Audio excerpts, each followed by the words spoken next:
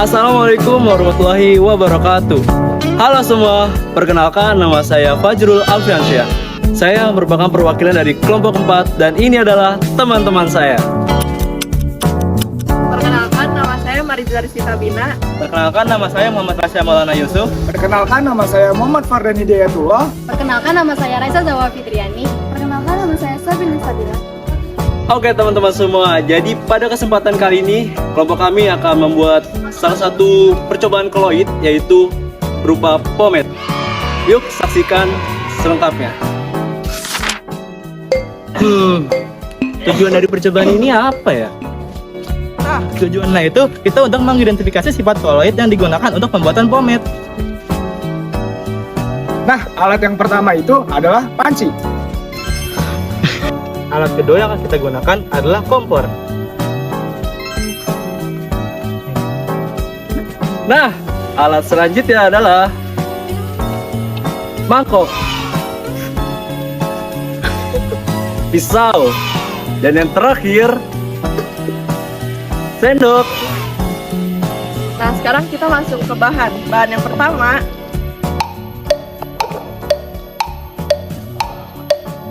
minyak kelapa. Nah, bahan selanjutnya adalah ada essential oil dan minyak kapiko. Dan yang terakhir adalah pisau. Oke teman-teman semua, jadi kita langsung masuk ke tahap pembuatannya. Yang pertama, kita adalah hidupin dulu kompornya. Nah, jadi di sini kita memanasin air untuk apa? Untuk merendam beeswax ini ya teman-teman. Iya. Bener Kak Fajrul? Betul banget. Oke, selanjutnya kita bakal ngerendam beeswaxnya di mangkok ini.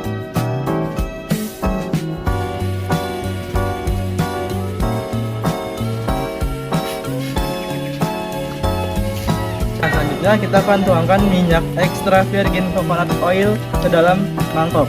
Nah, 1 sendok aja ya. Ya, Ini kita tuang dulu biar nggak tumpah-tumpah. Cukup, masukin ya Ung ya. yuk. Gokil. Baunya Baunya apa sih? Iya sih, betul banget. Ikan bau jeruk. Nggak mungkin dong. Oh, mungkin ya. Oke, selanjutnya adalah kita memasukkan 1 sendok apricot oil.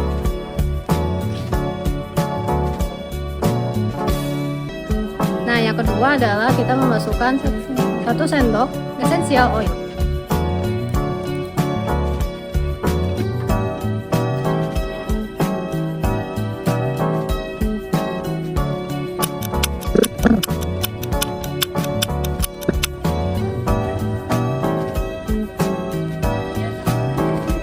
Nah, setelah semuanya tercampur, kita masukkan bahan ke tempat.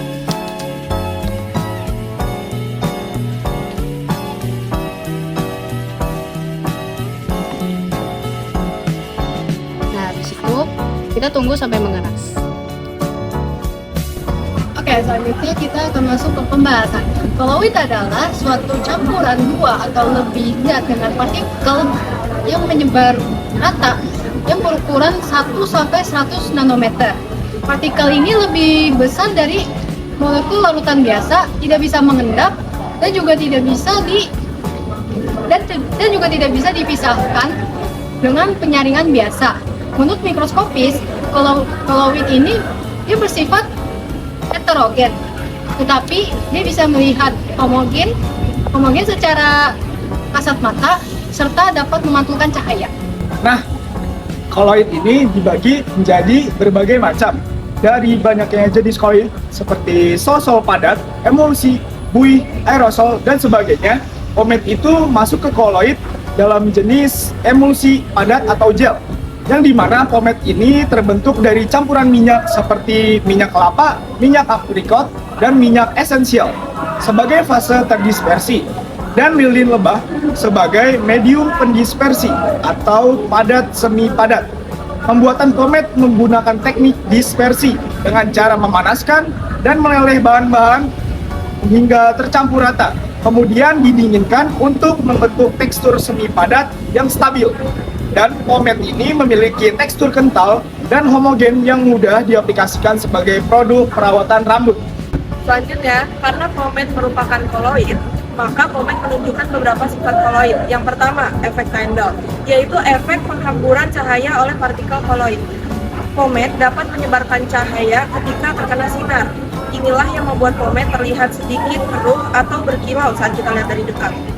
Yang kedua, efek Brown, yaitu partikel-partikel koloid yang bergerak secara acak dengan jalur zigzag dalam medium pendispersi. Partikel minyak dan bahan lain di dalam pomade bergerak secara acak dalam skala mikroskopis. Gerakan ini membuat pomade tampak homogen dan tidak mudah memisah. Yang ketiga, adsorpsi, yaitu peristiwa menempelnya partikel bermuatan pada permukaan koloid. Partikel koloid dalam pomade mudah menempel pada permukaan rambut. Hal ini membuat pomade memberi daya pekat. Dan yang keempat, koagulasi, yaitu penggumpalan koloid akibat hilangnya muatan koloid. Pomade bisa rusak atau menggumpal jika terkena panas yang berlebihan, sehingga sistem koloid menjadi tidak stabil. Pembuatannya, pomade dibuat dengan cara kondensasi.